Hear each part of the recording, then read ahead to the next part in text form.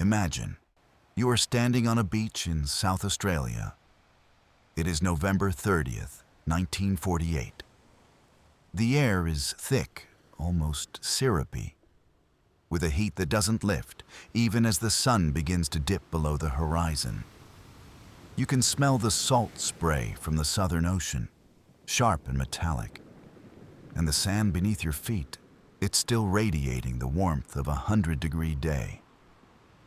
John Lyons is a jeweler. He's a man who spends his days looking at tiny, intricate details. As he walks along the Somerton seawall with his wife, his eyes settle on a man slumped against the concrete. The man is sitting on the sand, his back against the wall, legs extended straight out. He's wearing a full suit, a tie, and polished shoes, which is a bit strange for a stifling beach evening, but not unheard of. As Lyons watches, the man slowly lifts his right arm, pauses for a second, and then lets it go. It falls limp to his side. Lyons doesn't think much of it. He figures the guy has had a few too many beers to deal with the heat. He's just sleeping it off. Lyons and his wife turn around and head home for dinner, leaving the man to the cooling sand and the rising tide. It was a perfectly normal decision. But as it turns out, it was the last time anyone would see this man alive. And what Lyons didn't know yet was that he had just walked away from the start of a mystery that would baffle the world for the next 70 years. The sun goes down. For 11 hours, the beach is abandoned to the sound of the surf. 11 hours of nothing but the tide. The next morning, at 6:30 a.m., Lyons is back. The heat hasn't returned yet. The air is gray and flat, smelling of damp seaweed and cold stone. He looks toward the seawall, and his stomach drops. The man is still there.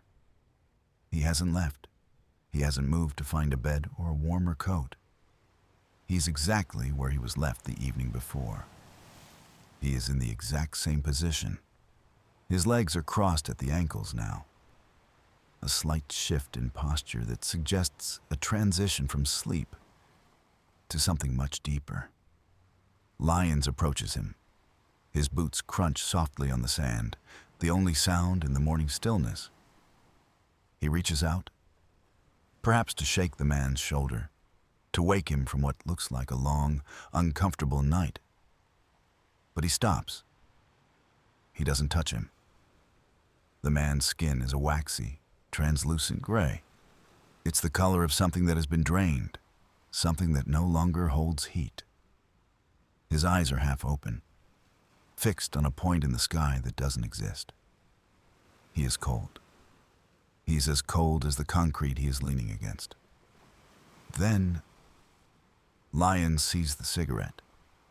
A half-smoked cigarette is resting on the man's lapel, right near his cheek. It's sitting on the fabric of his suit, just inches from his face. It didn't fall to the sand. It didn't blow away in the night breeze. Through 11 hours of wind and the cooling of the air, that small fragment of tobacco and paper stayed exactly where it was. It stayed balanced on his shoulder while the tide came in and the stars moved overhead. It's sitting there, perfectly balanced. It's positioned as if someone had placed it there while the man was already a corpse, as if it had been set down with intention. Behind his ear, another cigarette sits unlit. It's tucked neatly against his temple, one half burned on his coat, one fresh behind his ear. Both of them remained undisturbed through the night, held in place on a body that hadn't moved. The detectives arrive, and the normalcy of the scene begins to peel away, layer by layer. They reach into his pockets, expecting a wallet, a driver's license, maybe a letter from home. They find nothing. No wallet, no money, no identification. Instead, they pull out a bus ticket to Glenelg, a train ticket that was never used, and a packet of juicy fruit gum. Then they start looking at the clothes themselves. Picture the investigator in the quiet of the station, turning the man's coat over under the light. He looks for the tailor's mark. It's gone. He looks at the shirt collar. Empty.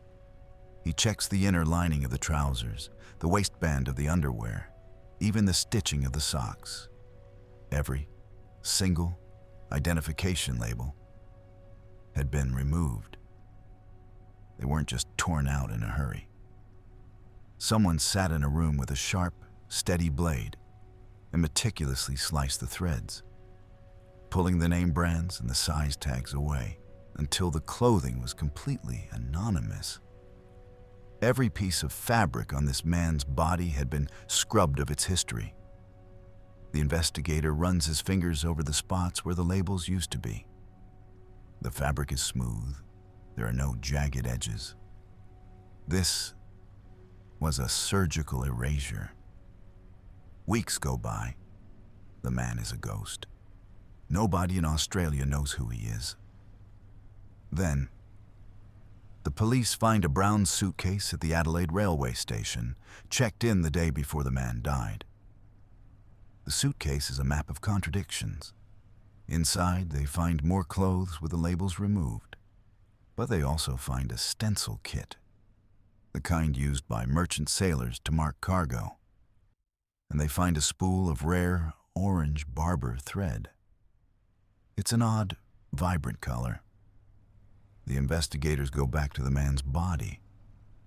They look at the secret fob pocket hidden deep in the lining of his trousers, a pocket that shouldn't be there. They see a small tear that has been repaired. The thread used to fix that hidden pocket is the exact same rare orange thread from the suitcase. He was carrying the tools of a sailor, but he had the body of something else entirely.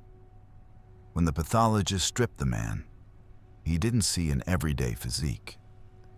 The man had broad, powerful shoulders and a narrow waist. But it was his legs that stood out. His calf muscles were massive, bulging and high-set. His toes were pushed into strange, wedge-like shapes.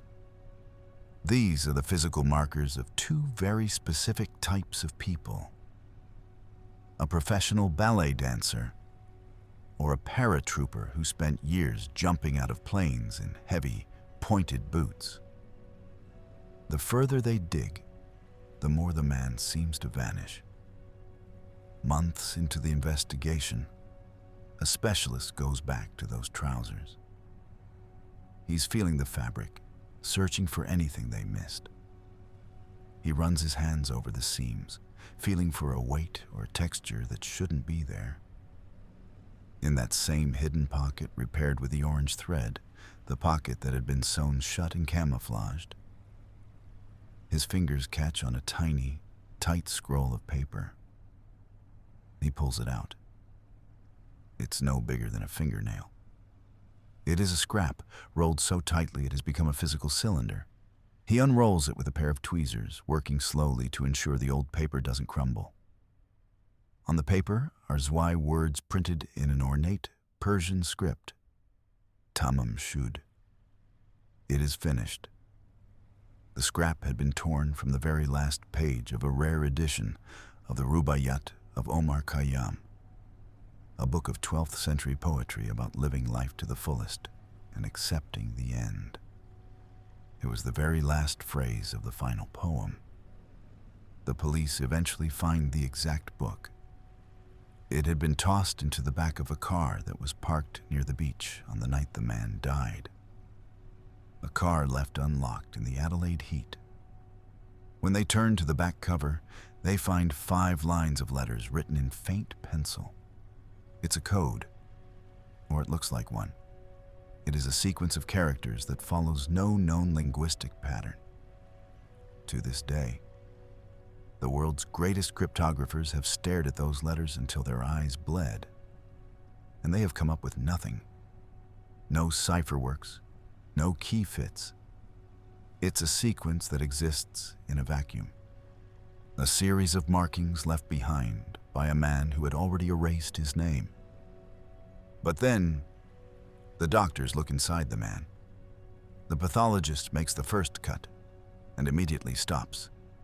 The man's spleen is massive, 3 times the size of a healthy organ. It's hard. It is heavily congested with blood. When they move to the stomach, they find a nightmare of deep, red hemorrhaging. The tissue is raw. It is saturated. This man didn't die of a heart attack. He didn't die of a stroke. He died in agony. His body was being eaten from the inside out by a massive, violent chemical reaction. The physical evidence is undeniable. The doctors take samples of his blood. They take sections of his liver. They collect his stomach contents. They test for everything known to medical science at the time. They check for the heavy hitters: cyanide, arsenic, strychnine. The reports come back. Nothing. They test again. They go deeper. They look for rare plant toxins. They look for experimental alkaloids. Nothing. His blood is clean. According to the science of 1948, there was no poison in his system. There was no foreign substance. And yet, his organs were destroyed as if he had swallowed a bottle of acid. Imagine the pathologist standing over the body, holding the report in his hand. He's looking at the ruined spleen. He is looking at the blood in the stomach. And then, he looks back at the clean toxicology screen. He's looking at swiped versions of reality that are physically incapable of touching each other. The evidence of the damage is present. The evidence of the cause is absent. The man died of a poison that didn't exist. For 70 years, the Somerton man lay in a grave marked unknown. He was the man who wasn't there. Then, in 2022, modern science finally caught up. Using a single hair trapped in the plaster death mask made back in 1948, researchers found a DNA match. His name was Charles Webb. He was an electrical engineer from Melbourne. He wasn't a Russian spy. He wasn't a paratrooper. He was a man who liked to bet on horses and wrote poetry. He was a man with a family. He was a man with a background. And yet, he ended up as a nameless body on a beach.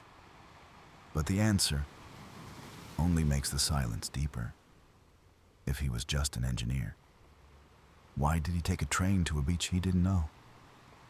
Why did he sit in a room and carefully slice the name of every tailor and manufacturer out of his clothes? Why did he sew a Persian message of finality into a hidden pocket of his pants?